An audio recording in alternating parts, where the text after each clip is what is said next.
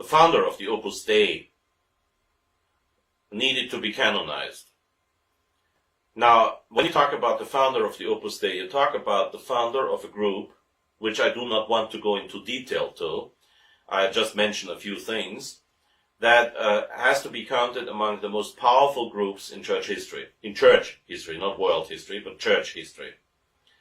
Because of the policy of the Opus Dei to make sure that the more powerful your position is, the more they want you as a member. Which of course is a very clever approach to power as such, and to money, needless to say. And I know from a witness within the Congregation for the Causes of the Saints, a witness that I will name publicly once he's dead, that the procedure for getting the founder of the Opus Dei beatified was vitiated. First of all, they tried to beatify a man who was at least dishonest publicly when he claimed that he had a doctorate in canon law. Until today, I have not seen, even though there were many requests, I have not seen the written proof to that fact. At the same time, this man, in a time under Pius XII, when the decree of Pius XII, 1949, that the membership in the Communist Party or the collaboration in the Communist Party would be under excommunication, the founder of the Opus Dei would accept Spanish or Italian members of the Communist Party into the Opus Dei, and when they asked the founder, but don't we have to leave the Communist Party then, he would answer, no, you don't have to. That's public disobedience to a valid and validly promulgated decree by Pope Pius XII. By the way, John the 23rd did the exact same thing when he was still Angelo Cardinale Roncalli, Patriarch of Venice. He sided with the Communist Union in Venice against the Italian government. Now, however that might have been under particular circumstances justified in the sense of a local justice, it cannot be justified under the aspect of obedience to a public papal decree that puts the collaboration with the communists under excommunication. So even the case of John the 23rd has to be considered most probably invalid, also for other reasons which I will mention. And now the worst thing about it is they not only try to canonize, which of course officially has happened last Sunday, but in my eyes is not valid. They try to canonize somebody who, for example, in his books was at least very close to heresy, if not a heretic, very close to heresy. Pius X, in his Pascendi Dominici Gregis, explicitly condemned and warned of the doctrine that would constitute the laity as the basis of the church. That's in Pascendi Dominici Gregis when he talks about the modernists being divided in progressives and conservatives. And then he says that the progressives are the ones who want to establish the laity as the foundation or the basis of the church. Well, this is exactly what the founder of the Opus Dei said.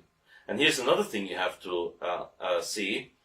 The former personal secretary of the Opus Dei, later the successor to José María Escrivá de Balaguer as the leader of the Opus Dei, now being under examination for the causes of the saints, mind you.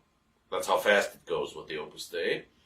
Alvaro del Portillo, in his introduction to the Footprints of the Sower, I think that's the English title of the book, I only have it in German, said that Gaudium et Spes of Vatican II, which is a blasphemous decree, by saying Gaudium Spes number 12, that the believers and non-believers unanimously agree that all the activities of human beings are directed towards man as its center and summit. This is a perfect substitution of God with man. And now here, the secretary and successor of the founder of the Opus Dei, claims that this whole document, Gaudium et Spes, was actually the mind of the founder of the Opus Dei. And that again corresponds with his own statements in his own books. So we are dealing with a person who was at least close to heresy, who was publicly disobedient, and who certainly did not have an ounce of humility. Because a humble priest, especially a Spanish priest, if he is humble, would never first of all, get rid of the name of his mother. It's a long-standing, I don't know exactly how long, but long-standing Spanish and Portuguese tradition that your family name is twofold. You always have first the name of your mother, and then you have the name of your father. José María Escrivá de Balaguer was not born as José María Escrivá de Balaguer. He was born as José María Escrivá Albás. Escrivá with a bravo, B, bravo, B as in bravo, Escrivá. And his second family name was Albás, A-L-B-A-S, Alpha Lima Bravo Alpha Sierra, for those who know how to spell. His name was Escrivá Albás. Albás was his mother's family name. The first thing he did, this inspired example of humility, he threw out his mother's name and assumed a de Balaguer, which is sort of local nobility. The perfect example of humility. This perfect example of humility later on, in an even greater display of humility, arrogated the title of the Marquis of Peralta for himself. This is all on documents, what I'm saying. Now how come that a humble Spanish priest, the Grand Master of Humility, founder of the Opus Dei, would request the title of a Marquis for himself, higher than a Count, just between the Count and the Duke? Not John Wayne, but the Duke. I mean, the noble title, Duke. How come he would assume that title? Especially in such an absurd context, because the Marquis of Peralta is not a hereditary title. There was a guy back then in the 16th century who did a favor to the Emperor Charles V, and Charles V said, well, what do you want? Can I do something for you? And the man said, yes, Your Majesty, I'd love to have a pension, so I won't have to work.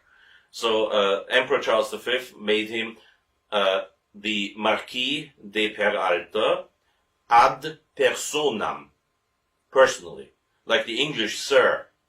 If you're the son of a sir, you're still a mister. And the son of the Marquis de Peralta was a mister, a senor. How could the founder of the Opus Dei want or deserve, as a matter of fact, the title of a Marquis who existed once in Spanish history? Why would he want a Marquis that was never his and could not be his, neither from his father's nor his mother's side? Is that what you call a perfect example of humility? Hi, John, you can call me a Count from now on. I'm Count Hesse to you, okay? Of course he got the title because by the time he wanted that title, the competent ministry in Spain was already in the hands of the Opus Dei. That's how things work. And here you have a man canonized for his humility, because there can't be a saint who is not humble, canonized for his humility. So you have the holy Saint Marquis de Peralta. Saint José María Escrivá de Balaguer, Marquis de Peralta. Humbly born as the José María Escrivá Albás, Escrivá being a Jewish name, Albás being a Jewish name, by the way. Escrivá, bravo. I spell it for those who are interested. Echo, Sierra, Charlie, Romeo, India, Bravo, Alpha. Is the Spanish word for scribe. There are people in this country who still have the German name Schriftgelehrter. Schriftgelehrter means scribe. Escriba means scribe. And the Spanish word albás doesn't mean white. White in Spanish means blanco. Albás, which is derived from the Latin, Albus. The priest is wearing an alb because it's white. Albas in American would be spelled Weiss. W-E-I-S-Z. Whiskey, Echo, India, Sierra, Zulu. Weiss. Somebody whose name is Shmuel Weiss, you don't have to guess if he is a Jew or a Gentile. You know it. So his name was actually Joseph Maria Schriftgelehrter Weiss, or Joseph Mary Scribe Weiss, or Weiss. Why does the man assume a Spanish name? Was he ashamed of being a Jew? A saint was never ashamed of being a Jew. Petrus, Paulus, Andreas, Jacobus, Johannes, the 12 apostles were not ashamed of being Jews. Paulus said, I'm a Jew. After his conversion. He was not ashamed of being a Jew. Now, how could someone become a Catholic saint if he was ashamed of being Jewish? When St. Paul said you have to be a Jew to the Jews, a Greek to the Greeks, and a Roman to the Romans. And here is a man who was born with the Jewish name, Escriba Albas, and then he's obviously that much ashamed of being Jewish that he changes his name, but he doesn't change his name into just an Aryan Spanish name. No, he changes his name into some local nobility, and then he claims the Marquis of Peralta. This man was so obviously totally lacking in humility, that this certainly constitutes a vice in his cause. And now here's the thing.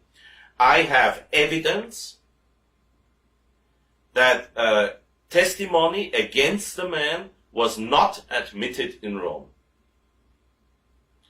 That reminds me of a certain Josip Djugashvili.